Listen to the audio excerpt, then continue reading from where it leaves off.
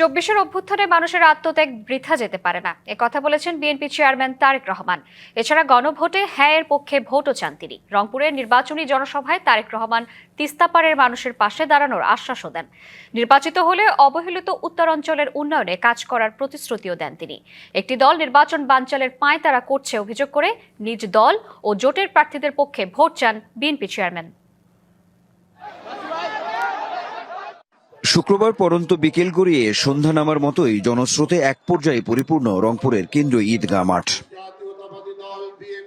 মাঠের ধারণ ক্ষমতা ছাপিয়ে চারিদিকে লোকে লোকারণ্য, স্লোগান মিছিলে মুখর পুরো এলাকা। অপেক্ষার পালা শেষে রাত 8:30টার দিকে সমাবেশস্থলে আসেন বিএনপি চেয়ারম্যান তারেক রহমান। বাঁধ ভাঙা উচ্ছ্বাসে ফেটে পড়ে লাখো জনতা। এখন আমি আপনাদের কাছে আজ থেকে 2 যুগ আগে জাগুবাহে তিস্তা বাঁচাই আন্দোলনে এসেছিলেন তারেক রহমান। এর মাঝে সরকার পরিবর্তন হলেও তিস্তাবাসীর ভাগ্যের পরিবর্তন হয়নি। স্বাধীনতা বিরোধী একটি দল নির্বাচন বানচালের ষড়যন্ত্র করছে বলে অভিযোগ করেন দলের মহাসচিব। তাদের মানুষ যদি বিদেশ থেকে দেশে রেমিটেন্সের টাকা আসে নিরাপদে, তাই আজই আপনার আপনজনকে বলে রাখুন রেমিটেন্সের টাকা যেন শুধু নগদেই পাঠায়।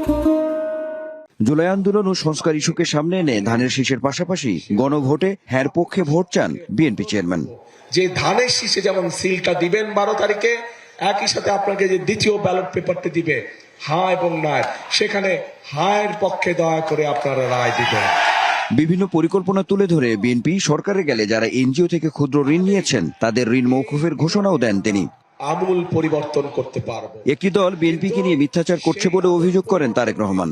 বিএনপি একমাত্র পারে দেশকে দুর্নীতির রাহুগ্রাস থেকে মুক্ত করার জন্য।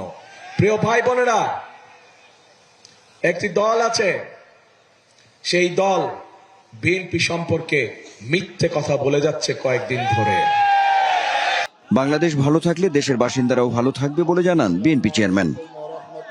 এই অঞ্চলে আগের এবং বর্তমান মিলিয়ে ভোটের সমীকরণে যথেষ্ট জটিলতা রয়েছে।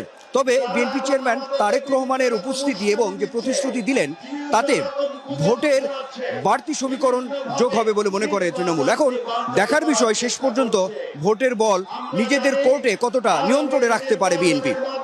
Anwar Hossain, DBC news, Rangpur.